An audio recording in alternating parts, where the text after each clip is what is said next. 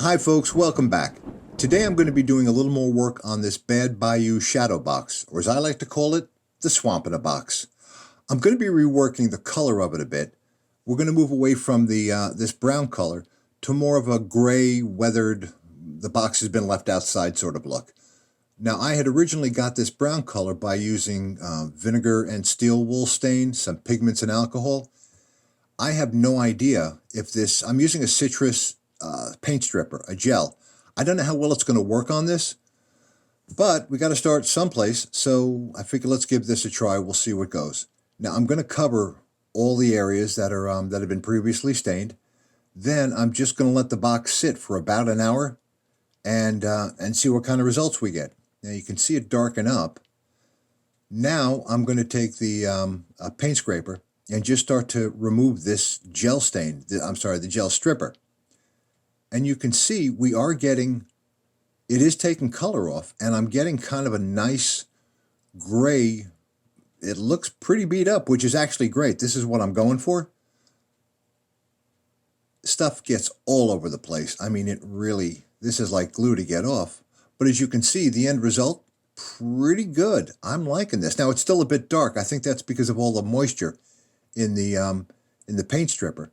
But once it dries out, you'll see the box does get quite a bit lighter. Now I got to tell you, I like this look. I like it very much. It has a very, very beat up look to it. Has an old look to it, which really is what I wanted to go for. I'm happy with it. Next up, I'm going to tackle some decals. Now, kind of a last minute thing. I had some laser decal sheets, and I thought, oh, let's just tack on some decals. They'll be fun. Now, I used the same typeface for the Bad Bayou as I did on the for the article series on our main site, and real quickly just knocked out some big decals, had a little fun with them. Now normally you would put a top coat on, some kind of a protective coat. I didn't do that in this case because I knew I wanted some of the material, some of the toner to fleck off a little bit. So I wasn't that concerned with having perfect decals. Now there I was just watering the box to give it a nice wet surface to work with.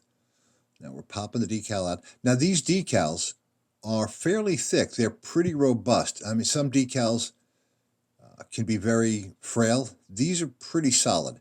So we've got the wood wet. We've got the decal wet. Now we just slide off the backing paper. And you can see I'm just pushing it around a little bit, trying to get it in the right position. And it holds up pretty well. I was actually a little surprised because I wasn't terribly gentle with this decal. I was actually a little surprised it didn't rip, but okay, we're in good shape. It's looking good. Just getting everything set, then we'll let it dry. And once the decals are dried, I went over them with a little bit of 220 grit sandpaper. Now, one of the benefits, I suppose, of putting decals on unfinished raw wood, which you're really not supposed to do, is that when you go over it with sandpaper, it'll knock the high spots right off, as you can see, and it gives it a pretty good look. Now, what I did on some of these extra decals, this is the back panel. I did put a top coat, like a clear coat on them, which I probably shouldn't have done. You can see around the ghost's arms, you can see the decal paper, which, you know, is not really ideal, but it's fine. It won't be a problem at all. What I'm doing here is adding a bit of weathering powder for some definition around some of the parts of the box. Now this is kind of a soot-colored, I think this is Bragdon weathering powder. I just put little bits of the powder in, then kind of feather it out with a larger brush. On top of that, after I do this, I hit it with a very, very light coat of Tester's Dull Coat, just to sort of lock the weathering powder in place. And here I'm doing it on the side panel. There's a couple of our new decals, the Ghost and a little text that says Power. But overall, you know, was this even necessary? I don't know. But I kind of like working in really thin, light layers with anything, with color, with washes, and with weathering powder. So you can see here, I'm using the soot. I was going to go with black powder, but it's a little too harsh. The soot is a little more in the gray family, and I thought that worked better, and here I am again just feathering it out a bit. And once you hit it with a little bit of Tester's Dull Coat, it's sort of, it minimizes the amount, it minimizes the look of the powder, so it's a very subtle look at the end. But overall, not too bad. Now that our decals are all set, sanded down a bit, I wanted to add moss to the box to give it, again, that look that it's been sitting outside, it's had nature start to reclaim it a bit. So I'm testing out a couple of different colors of moss. Now this is actually Scenic Express. I think they're Superleaf product. I'm going with a couple of different colors, and they're fine, but both of those colors, not quite right. Now this, I like this color a lot better, this very bright green. I like it for a couple of reasons. This looks like the moss I see around by me every springtime. Also, the fact that it's a different shade from inside the box, it won't compete with the scenery in the box. So we're going to go with that bright green, the bright green Superleaf material. Now here, I'm just painting up the areas that I want the Superleaf product, the moss, to grow. I'm using Mod Podge matte medium and just sprinkling the grass to have it adhere to the areas I want it.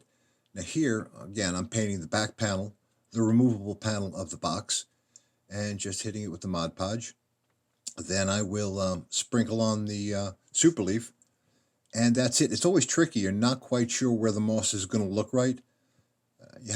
You probably have to go over it if you're going to do this kind of thing, because it's a little tough to visualize exactly where the moss is going to look best. But overall, yeah, sprinkling it on. Again, I like this color. I think it was the right choice to go with. And we're going to continue on the rest of the box this way.